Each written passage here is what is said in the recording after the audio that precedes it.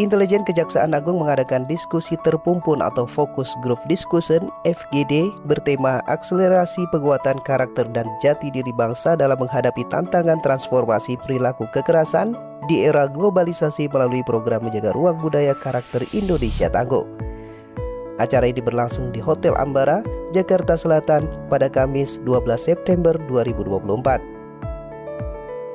Diskusi tersebut dihadiri oleh berbagai organisasi kemasyarakatan serta komponen bangsa lainnya, termasuk Dewan Pimpinan Pusat Lembaga Dakwah Islam Indonesia (DPP LDII).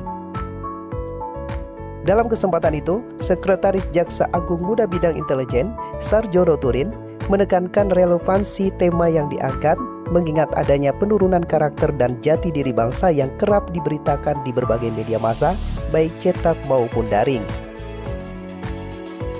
Sarjono Turin menyatakan saat ini banyak fenomena yang memicu perilaku menyimpang di masyarakat.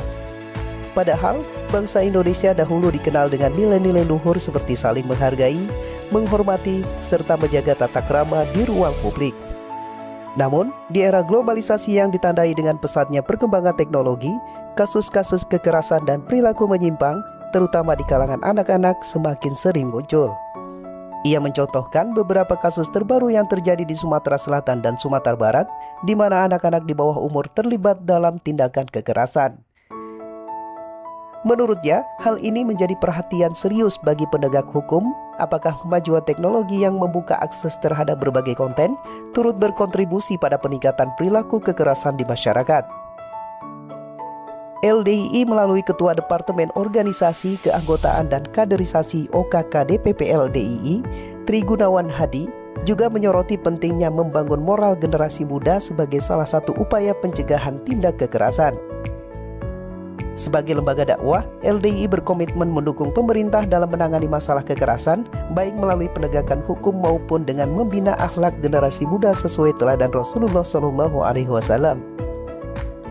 Tri Gunawan Hadi menegaskan LDII aktif dalam berbagai upaya pencegahan, termasuk melawan segala bentuk kekerasan, baik fisik maupun non-fisik, seperti bullying dan tindakan amoral lainnya, demi terciptanya masyarakat Indonesia yang damai dan tentram. Ketua Sekolah Tinggi Agama Islam Minhajur Rasyidin, Staimi, juga menekankan bahwa FGD ini merupakan inisiatif Kejaksaan Agung untuk memperbaiki moralitas bangsa. Ia menambahkan, dalam kajian akademik, karakter bangsa Indonesia seharusnya bukan hanya menjadi standar mutu, tetapi juga menjadi bagian dari budaya yang terjaga dengan baik. Jika budaya karakter ini dapat dipertahankan, Indonesia diharapkan tidak akan jatuh dalam krisis moral dan kekerasan yang semakin meluas.